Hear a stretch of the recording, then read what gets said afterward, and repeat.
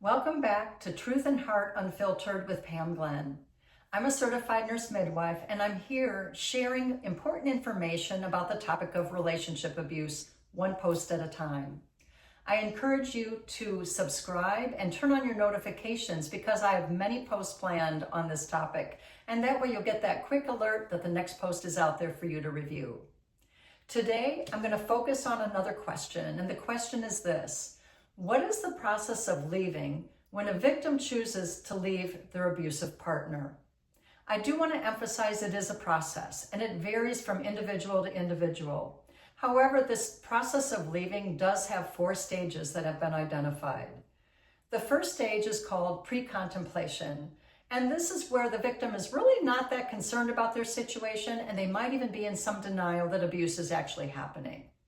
The second stage is Contemplation, and this is where the victim has considered change. They see that abuse is happening, their partner is being abusive towards them, but they're not quite ready to make a change. Now, if they continue on in this process, the third stage is Determination, and this is where the victim has decided to make a change. And this is followed by the fourth stage, Action. The victim is actively seeking help. They're taking steps to make that permanent change and to address the situation. Again, it's a process. It varies from individual to individual and from situation to situation. It's been found, however, that victims may leave their abusers an average of 7 times before they actually make that permanent change.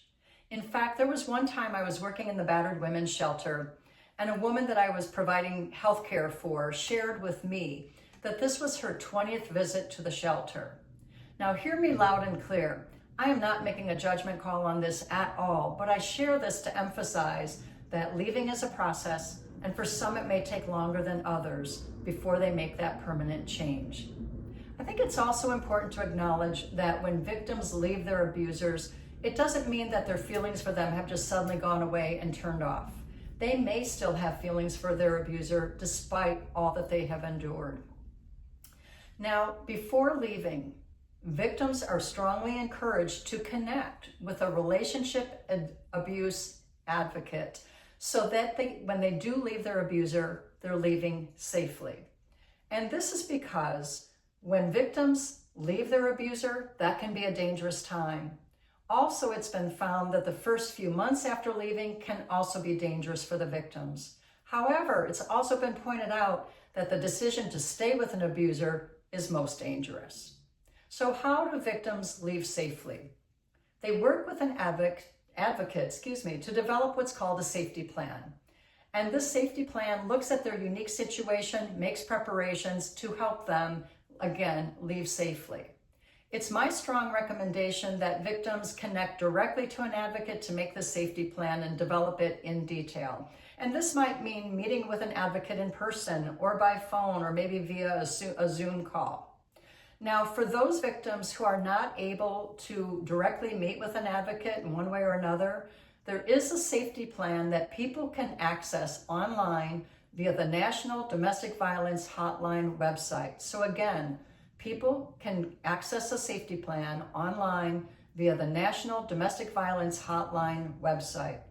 Now, victims who take that route need to be very careful because remember in my previous post, we talked about digital abuse. This is where the abuser is also monitoring everything that their partner, the victim, is doing on their own computer. So if the abuser sees that their partner is developing a safety plan, a plan to leave them, that can again be a very dangerous situation for the victim. Now, let's look at another situation. What about those victims who are not yet ready or willing to leave their abuser, and maybe they're even choosing directly to stay with their abuser? That might be the case. Let me share an example of how this has played out. When I used to work in the clinics, as you know, I would screen my patients routinely for relationship abuse because it's such an important health issue. I would routinely ask my screening questions, and oftentimes I had patients reply to me in this way. They would say, "Pam, I'm so glad you're asking these questions, and I do want to reassure you, and truly, I'm not in an abusive situation. I have a wonderful and healthy relationship with my partner, but I have a friend." And they would go on to explain, I have a friend whose partner is extremely abusive towards them. I've talked to this friend multiple times to try to help them, give them resources, and they're not yet choosing to leave their abuser. It's so frustrating, it's challenging. I don't even know what to do anymore. I'm ready to give up. Here's my message in that situation. Please never give up. If you know somebody, a friend, a relative, an acquaintance in that situation, even if they're not yet ready to leave their abuser, please do not give up. And here's the message that you can provide. You can say to them, hey, no matter what, even if we haven't connected for weeks or months on end, I want you to know that you can always reach out to me. The door is always open. Please reach out. Now, here's another phrase that I've learned from a conference long ago. And it's a phrase that I need to be reminded of myself, and I need to keep in mind for myself. So I always try to remember this phrase. Don't should on people, right? It's so easy to say, in this situation in particular, you should leave your abusive partner. You need to leave this horrendous situation. You should get to a shelter, right? You should. Rather, you might say, have you considered calling the hotline? Have you considered reaching out to an advocate or going to a shelter? And again, no matter what the message needs to be, you can reach out to me anytime. I'm always here for you. The door is always open, even if it's been weeks or months since we've connected. So today we've explored the question, what is the process of leaving if a victim chooses to leave their abuser?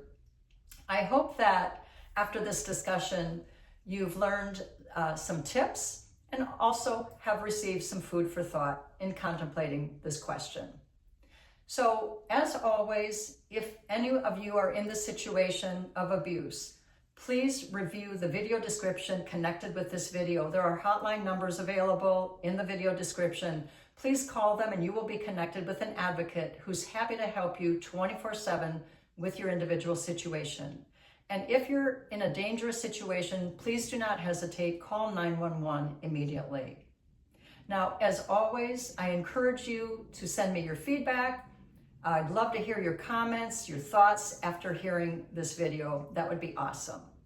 Most importantly, I encourage you to share this YouTube link with others you know, family, friends, acquaintances, people at work, people at school, because you never know how this information passed along to others may significantly and positively impact someone else's life. Thank you so much for your time today, and take care. Bye-bye.